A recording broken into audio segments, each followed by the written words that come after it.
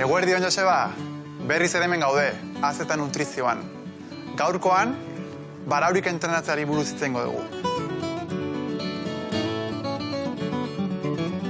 Zenbat jende ezagutzen dugu baraurik entrenatzen duna. Kontutan hartu behar dugu, baraurik entrenatu nahi balin badeu, ez dela gozaldu horretik bakarrik entrenatu behar. Baizik eta grasen erabilera kontutan hartu nahi balin badeu, aurreko egunetako otordutan ebai zer jaten den garrantzia daka. Hortako lehen da bizi ulertu behar duena da energia iturri bide desberdina ditugula.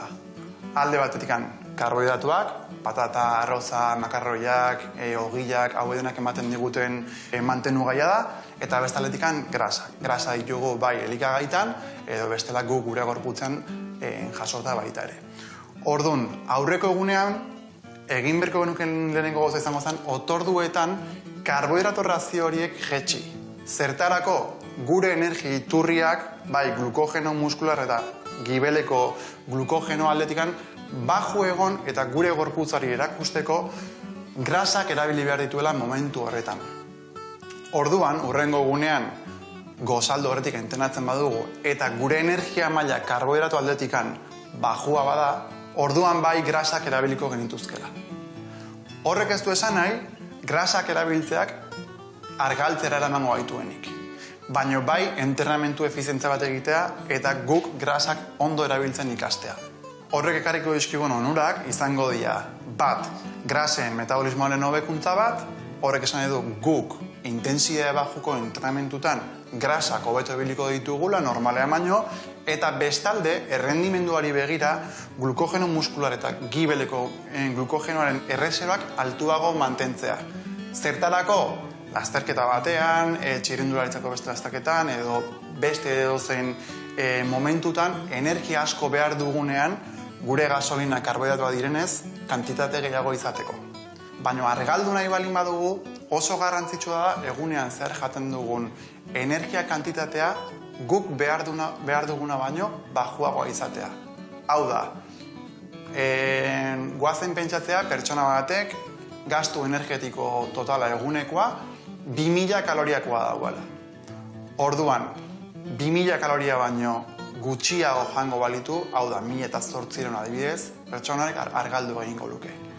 Baina baraurik entrenatzen duen pertsona batek 2000 kilokaloria baino gehiago jango balitu, ez luke argalduko. Beraz, hau esan da, baraurik entrenatzeak jakin behar duguna da, ez digula argaltzera eramango. Argaldu edo ez argaldu, jaten dugun kantitate kalorikoaren baitan egongo da. Baraurik entrenatzeak alde positiboa baditu, baina baita ere negatibo batzu baditu. Hau da, goazen adibide bat jartzera. Crossfiteko entrenamentu bat egin behar balin badugu, intentsitate altuko entrenamentua denez, jakin behar dugu gure gorputzak energia iturri bide bezala karbohidratuak ibiliko dituela. Orduan, nik aurreko egunetatikan, karbohidratoetikan baju balin banago, eta entrenamentu intentso bat egiteara balin banoa, pajara moduko bat edukiko genuke.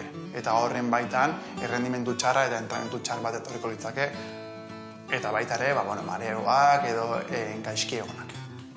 Aldiz, entrenamentu bat badute oso intentsitate bajukoa eta denbora aldetik ere ordu terdi, 2 orduko entrenamentu bat, baina oso lasaia, orduan nahi izan ezkero eta helburua grasen metabolismoa entrenatzea bada, bai izango litzakela gomendagarria baraurik entrenatzea, baina berriz esango dizuet ez pisua jesteko, baizik eta grasen erabilera entrenatzeko.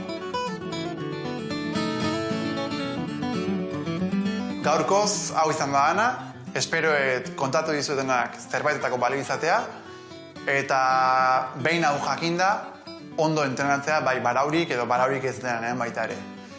Bueno, ondo jarraitu eta nahi arte. Agur!